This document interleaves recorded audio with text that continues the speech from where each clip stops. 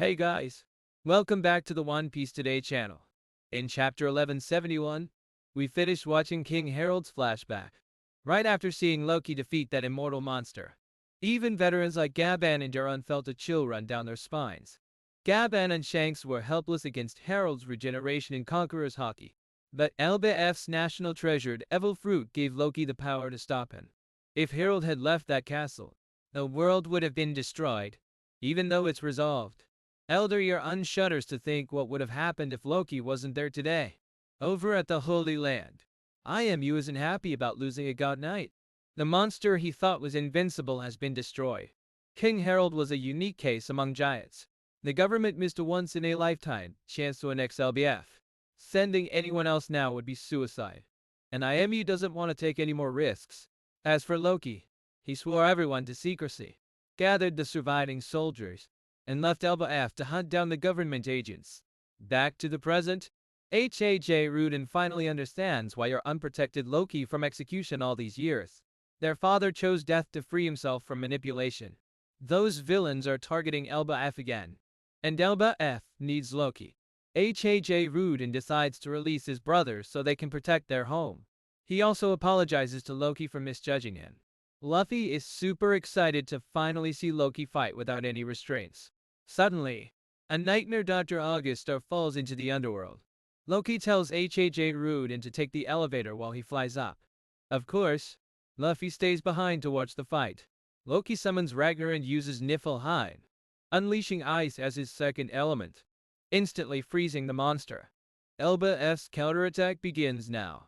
In today's video, One Piece Today presents the analysis of Chapter 1170 to the Elbaf I Admire. While Luffy and Loki show off their powers, the elevator takes Hajrudin's group out of the underworld. Gaban asks Sanji for a lift so he can brief them on the way. This marks a major shift in mindset, focusing on gathering intel about enemy abilities and how to counter them. Santeziyu said, "Know your enemy, and you will never be defeated." But, until now, the Straw Hats fights have been a bit lacking in strategy. I usually wants them to learn and grow right in the middle of the fight. That's why Luffy had to get beaten twice to figure out Kaido's Haki, or how Zoro couldn't scratch King until he discovered the secret of the flames on his back. Things changed when Law joined. He researches enemies and plans tactics. His Aru move that silenced Big Mom was crucial to their victory. Information is vital. Recently at Egghead, Saturn paralyzed everyone with a mysterious power they couldn't counter. Luckily, Kuma arrived just in time. Now, everyone is near their power ceiling, and the enemies are top tier and numerous. The Straw Hats can't just learn as they fight anymore. Maybe Oda wants a shift, similar to the tactical style of Naruto. Ninjas risk their lives for intel on chakra or jutsu, showing us that intelligence gathering in One Piece has been underrated. Sometimes people like Jorah die for a single coded message, but that's the only way for their teammates to defeat strong enemies. IMU, the Go Rosai, and the God Knights are full of secrets. Gaban had to fight these immortals multiple times to learn their weakness. Thanks to his guidance, Shanks knew how to stall Harold so Loki could get the Devil Fruit. Now, Gaban is sharing crucial intel. He analyzes the enemies for the Straw Hats and Giants. Gaban figured out Gunko's ability after just a few exchanges, showing his legendary experience. This is a golden opportunity for Zoro and Sanji to learn from a legend. Fighting isn't just about raw power. Back to the story. Gaban summarizes the situation on the surface: who the enemies are, their goals, and their powers. There are 3 enemies. Their mission is to capture 10 giant children as hostages to force LBF into slavery. Gaban and Chopper are currently riding on Gerd's hand. Hajrudin is shocked. Just 3 people caused all this? It's hard to believe the giant pirates in Jarun couldn't stop them. Think about it. If they were normal, how could they take the kids? One of the 3 is a woman who creates strange arrows.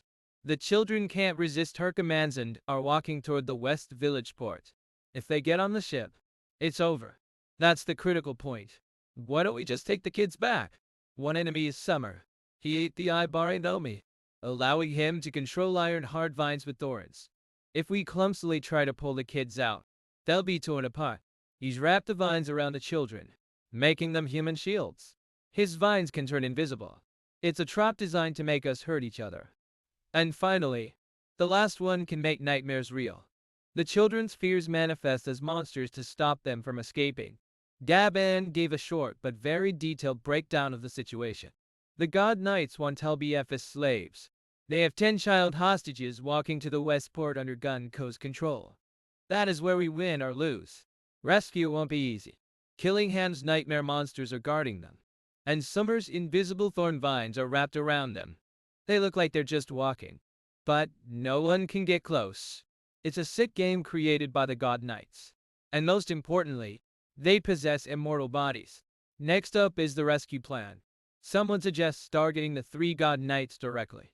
That sounds like Zoro's logic to solve the problem. Just cut the guy causing it. Goldberg has a different idea even if they're immortal. We can still disable them, right? I can slice them into 7 arrow pieces or just eat them. Sounds feasible. They arrive at the surface, but Hajrudin and the new giant pirates are shocked by the horrific scene. A nightmare army is invading Elbaf. Nightmare Nika, Nid Hog, Thunria, ice giants, and countless monsters are closing in on the West Village. They're waiting for Killingham's order to clear the path. Looking at the burning ship, Gaban understands Hajrudin's pain. He explains that Dorry and Brogy were on that ship and got shot down by the monsters. That's impossible. Suddenly, a voice calls out from the rubble. Is that Hajrudin? Kashi-san, I'm glad you're alive. I was stuck in the underworld. Tell me what's happening. You won't believe it. Captain Dorry and Brogy are trying to kill Elder Jarun. They've all gone crazy. Please? You'll have to stop them.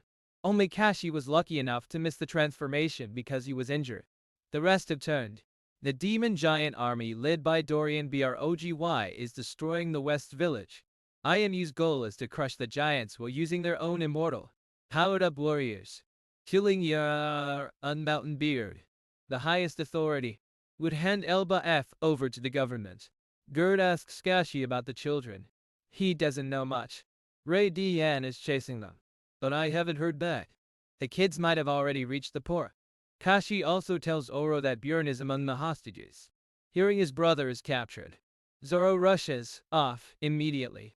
Gerd and Goldberg follow him. One person acted exactly as I predicted Zoro. Hey Kashi, which way is the school? Nami, Swan and the others must be near there. See that fire? That's the school and library. Why is it burning? Anyway, you said Dorry and Brogy went crazy. Zoro looks thoughtful. He was once strapped in wax with them on Little Garden. The captains respected Zoro for trying to cut off his own legs to escape. They were ready to do the same. Zoro respects them too. Obviously, he's heading to the West Village with Hajrudin. The battlefield is split exactly as I predicted. Kashi urges everyone to hurry because Elder Jarun is in danger. Here's the map. The West Town guards Arusta Castle, home to LBF's most respected warrior.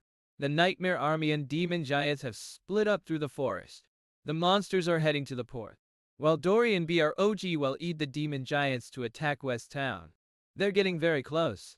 Meanwhile, on branch 8 of the Autumn Tree, the kids are almost at the port. The warriors from West Town can reach them. The Straw Hats were taken out one by one. Radian and Doima's rescue team is sprinting toward branch 8. Zoro's group is right behind them. If they catch up, they can pincer the demon giant pirates. Let's switch to the warrior school. Principal Kiba and the teachers watch helplessly as Warland's school and the O'Hara Library burn. Robin is worried, but they can't cut Gunko's arrows. Not to mention, Robin is currently tied up by Summer's thorny vines. Chopper hasn't returned, so all hope lies with Brook. The skeleton is tied up there with them too. But Jinbe notices Brook's soul has left his body.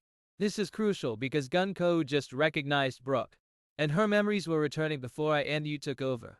If Brook can wake Gunko up, things might get easier. Since he's in soul form, he can hurt Big Mom's homies. I think Brook can also neutralize the nightmare monsters. He was the MVP of Whole Cake Island. So hopefully, he can turn the tide or create an opening. Outside West Town, warriors are trying to stop the demon army. Many have been inverted, and the rest are retreating to the village. They beg Elder Jarun to retreat safely. As long as the Green Mountain remains, there will be firewood. He ordered the school and library burned. The enemy wants Elbaf to submit completely. The warriors are wavering because of his previous orders, so Jarun must stay to lead the uprising. He knows only Loki can save Elbaf now, and they need him. He decides to reveal the truth about King Harold's death 14 years ago. Don't retreat. I have something to say to all of Elbaf. Listen up. I will tell you everything before I die. Our beloved late King Harold always believed in Elbaf integrating with the world. That led him to try joining the world government. But his efforts were rejected and betrayed. 14 years ago, I witnessed it all. Harold and his soldiers were killed by a demon. Harold fought to his last breath to keep Elbaf out of that demon's hands. So, Loki didn't kill the king? I stayed silent because I feared our people would rise up for revenge, dragging us into a premature war. The king never wanted that.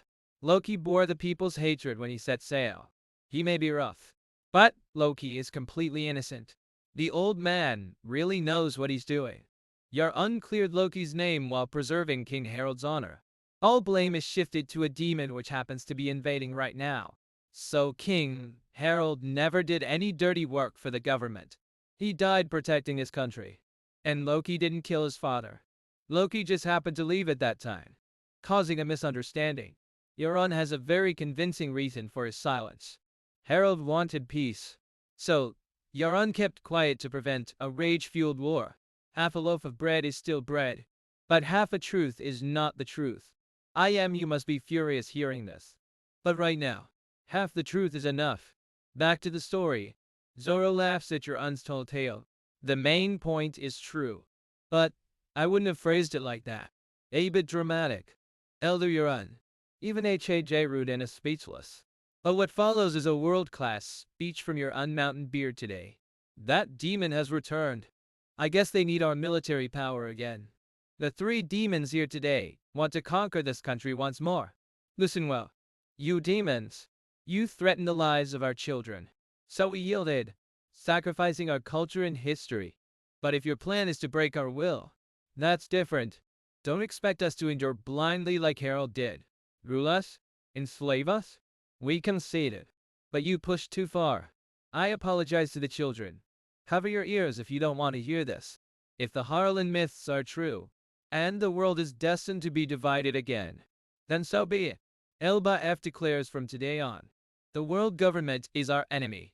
This is the value of a great warrior. A speech worth 100. 0 soldiers.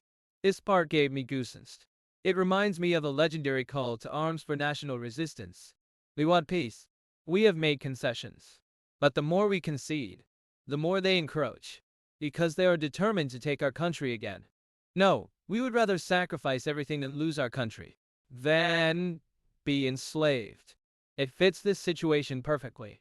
Jarun ordered the school burned, sacrificing Elbaf's history for the hostages' lives. He tried to follow Harold's path of peace. He chose patience, obeying the God Knight's demands. But the world government never cared. They just want to break the proud giants into slaves. That crossed the line. Jarun is ready to risk the entire country to declare war on the world government. The people of Elbaf will fight to the death. Warriors cannot be broken. Even though those children were raised differently from their ancestors, taught culture instead of combat, the noble blood of Elbaf still flows in their veins. Sacrificing for the homeland is a duty no one can escape. The outcome might be tragic, with countless sacrifices, and Elbaf might face extinction. But expecting them to surrender is a delusion. From this moment, the true warriors will fight to the death. Elbaf will fight to the last man. This speech shows Jarun knew things Harold didn't. It seems Harold never read the Harlan texts, so he blindly trusted the government. Jarun speaks like Vegapunk in the text Robin read. The world will sink and divide. Harlan also predicted a war 14 years ago. But the timing wasn't right, so Jarun stopped Loki. Now, the time matches the ancient texts. Maybe Jarun was skeptical at first, but with the fall of two emperors in 1-0, the Revolutionary Army rising, the Egghead incident, and now the God Knight's returning, he has to believe it. The gears of fate are turning. Elbaf is destined to be the enemy of the world government, just as IMU said. Only IMU understands this. Summer and Killingham are still arrogant. Summer even thinks, I could take a nap and the mission would finish itself. He'll pay for that arrogance soon. Because all of Elbaf heard Jarun's speech, including his own great-grandson. Strangely, the crying children have stopped. Some are even smiling. That warrior blood is undeniable. They fear ghosts, but not dying for their home. And Jarun isn't done. Do you really think a few vines, some illusions, and petty tricks will make us bow down? We will never submit to your rule, right? Warriors of Elbaf. That's right, Elder Jarun. This is a slap in the face to IMU and the God Knights. To Elbaf warriors, their powers are just child's play. It's asymmetric warfare. No matter the technology, the human element is key. Zoro is extremely impressed. The start was cheesy, but the end was absolutely legendary. I like this old man. Of course, 300 years ago, he was the strongest creature in these seas. Hajrudin confirms Jarun is stronger than Jr. Waterfall Beard, who Big Mom killed 63 years ago. With him here, Elbaf won't fall easily. That's what excites us up the most. The Elbaf I Admire is back. In the final page, Great Warrior Jarun draws his sword. Just as the demon giant pirates reach the gate, he leads the charge personally. We will protect the peace Herald dreamed of. Morale is high, and the Great War begins. Zoro and Hajrudin catch up to the demon giants, creating a pincer attack with Jarun's forces. Kashi gave Hajrudin a crucial tip: don't stand between two inverted people, or you'll turn crazy like them. Hearing this, Zoro confidently says, I have a plan. Seeing him draw his sword, I think this plan is going to be pretty violent. We covered the possibilities in the previous video, so we won't repeat them. A short chapter, not many fights, but crucial setup. The climax starts next week. That's my full analysis of chapter 1172. Thanks for watching. If you liked it, hit like, share, and subscribe to support One Piece today. See you next time.